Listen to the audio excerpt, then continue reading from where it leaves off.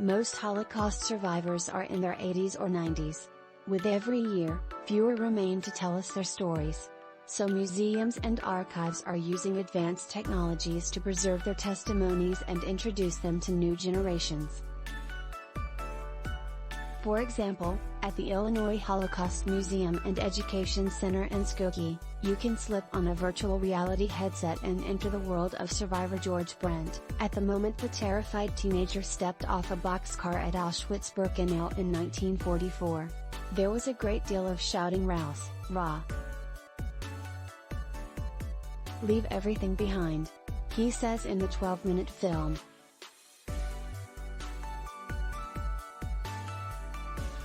It's part of the exhibit The Journey Back, a VER experience, which takes viewers from that first heartbreaking separation from his family to the grueling slave labor Brent was later forced to perform in the mines of the Ebensee concentration camp in Austria.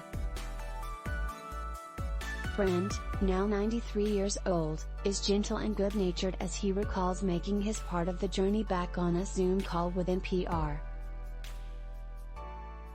He was too fragile to make a trip to Europe, he says, so the VR film based on his testimony used green screens to put him in some of the places he describes, such as the men's concentration camp barracks and the loading docks at Auschwitz-Birkenau.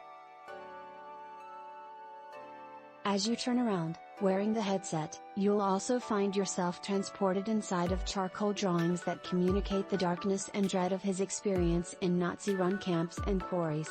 It gives me the chills when I think about it, that this technology became available just in time to cap.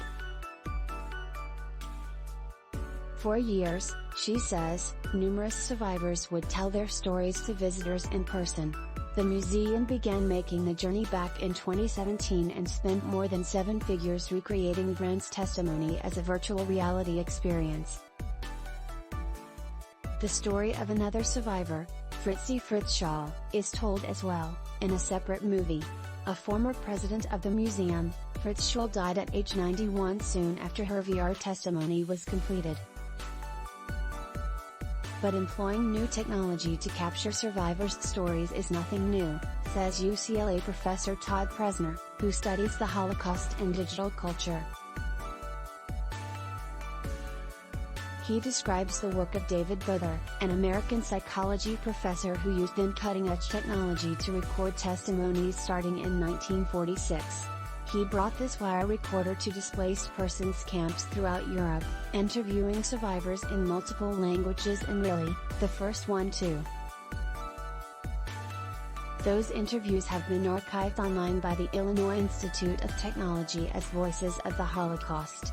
The interviews were especially powerful, Presner adds, at a time when newsreels were largely silent, and images of survivors were seen, not heard.